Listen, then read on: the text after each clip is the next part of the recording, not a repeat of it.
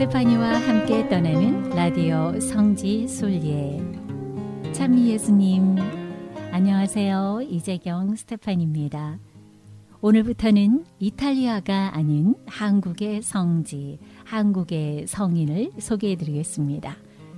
지난 1984년, 40년 전이네요. 제가 지금 속으로 제 나이를 생각하고 있습니다. 한국교회 200주년 기념으로 교황 바오로 2세가 한국을 방문했습니다. 그리고 5월 6일 여의도 광장에서 한국 순교 복자 103위 시성식을 거행했습니다. 103위는 시성식을 함으로써 복자에서 성인의 품위에 올랐습니다. 이 103위는 한국인 신부 1명, 평신도 92명, 모두 93명, 그리고 파리 외방전교회 소속 선교사였던 주교 3명, 신부 7명, 모두 10명으로 이루어져 있습니다. 천주교회에서 성인 반열에 오르려면 까다로운 절차를 거쳐야 되는데요. 우선 복자가 된 다음에 난치병 치유와 같은 초자연적인 기적을 2번 이상 행해야 하고, 그런 일을 교황청에 보고해서 심사를 받은 뒤에 시성식을 합니다. 하지만 한국의 순교 복자들 경우에는 기적을 증빙할 만한 자료를 구하기가 힘들었죠. 한국 주교단은 전례가 없음에도 불구하고 1983년 3월 기적 심사 관면 청원서를 교황청에 제출했고, 교황청은 한국 교회의 역사성을 감안해서 순교 복자들의 시성을 승인했습니다. 이와 같은 교황청의 배려는 신앙의 기적이라고 부르는 평신도 중심의 자생적 교회를 탄생시켰고요. 현재도 경이적인 교세를 확장하고 있는 한국 천주교회의 능력을 높이 평가하고 나온 것입니다.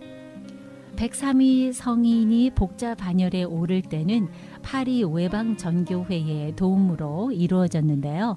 시성 추진은 한국 천주교 주교단과 200주년 기념사업위원회가 독자적으로 1980년부터 교황청에 청원해서 이루어졌습니다.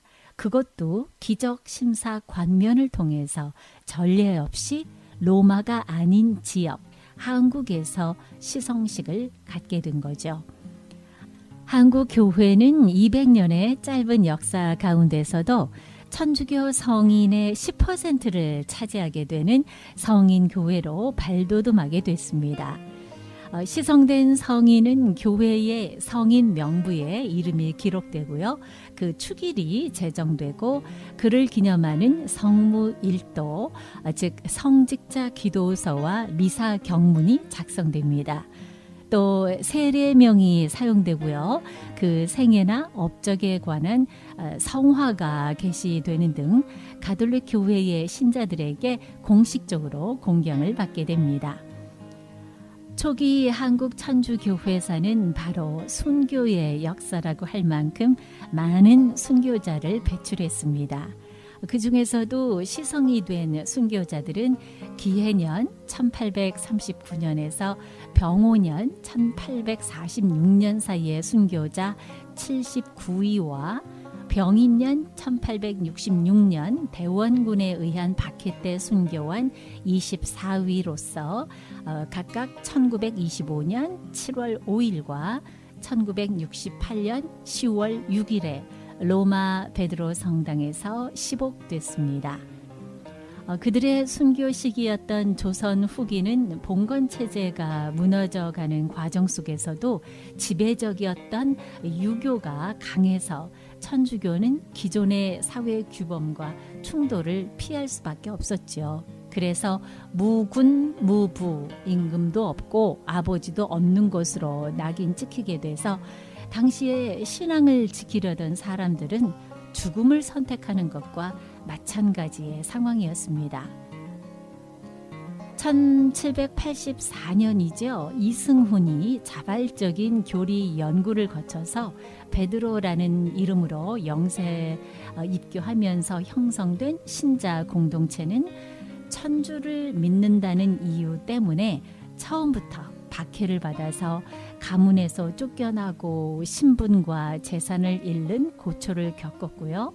1836년 모방 신부 입국으로 파리 외방 전교회의 선교사 활동이 시작될 때까지 오랫동안 성직자 없는 평신도들만의 공동체로 지탱해 왔습니다.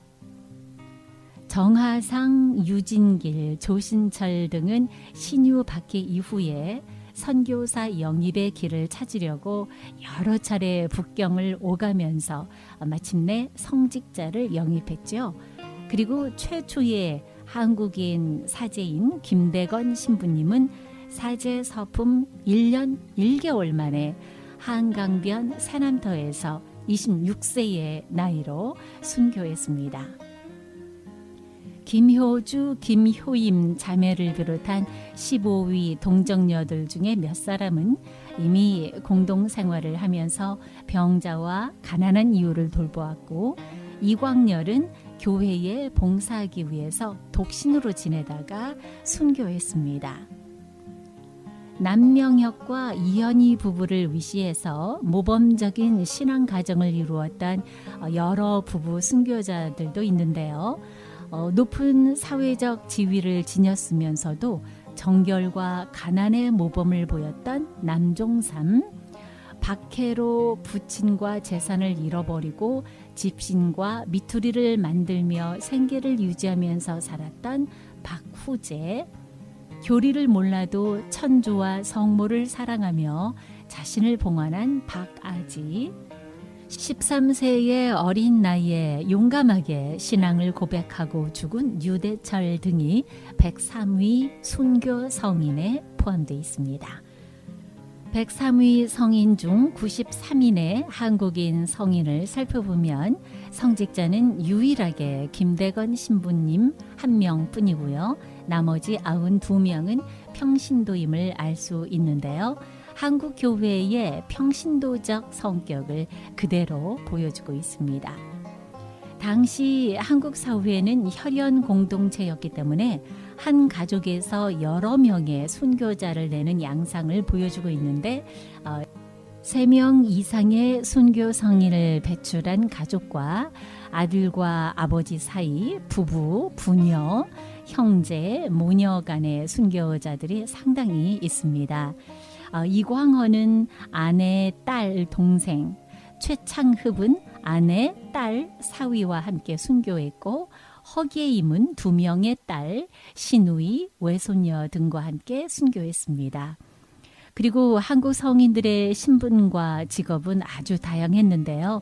양반, 중인, 상민 등이 골고루 섞여 있고, 승지, 선공감, 광흥창 등의 관리, 군인, 궁녀 등이 있는가 하면 상업, 농업, 약국, 인쇄업, 심지어는 집신을 삶고 길쌈과 삭바느질로 생계를 유지한 사람들도 있습니다.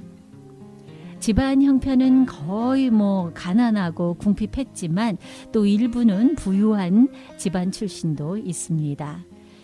신앙 경력에서 볼 때 부모가 모두 신자였던 사람들이 34명이고 그중 순교자 자녀만도 김대건 신부와 그의 부친 김재준, 당고모 김대레사 등을 비롯해서 16명이나 됩니다.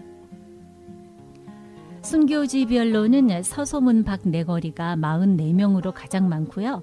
다음에 새남터 11명, 당곡에 9명, 전주의 숲정이 7명, 충청도의 갈매못 5명, 그 밖에 평양, 대구, 공주가 각각 1명씩이고 나머지는 서울의 감옥에서 옥사하거나 효수됐습니다. 한국 천주교회가 세계적으로 많은 성인들을 배출했음에도 불구하고 성인 공경의 분위기가 충분히 조성되지 못하고 있다는 의견이 제시되고 있는데요. 그 원인은 성인들의 생애가 교회 차원에서 철저히 재조명되지 못하고 있기 때문으로 평가되고 있습니다. 참 아쉬움이 많습니다. 스테파니와 함께 떠나는 라디오 성지 순례, 오늘은 103위 성인에 관하여 이야기 전해드렸습니다. 함께 해주신 여러분 감사합니다. 이번 한 주도 은총 가득하고 즐겁고 평화로운 한 주 되시기 바랍니다. 지금까지 이재경 스테파니였습니다. 감사합니다.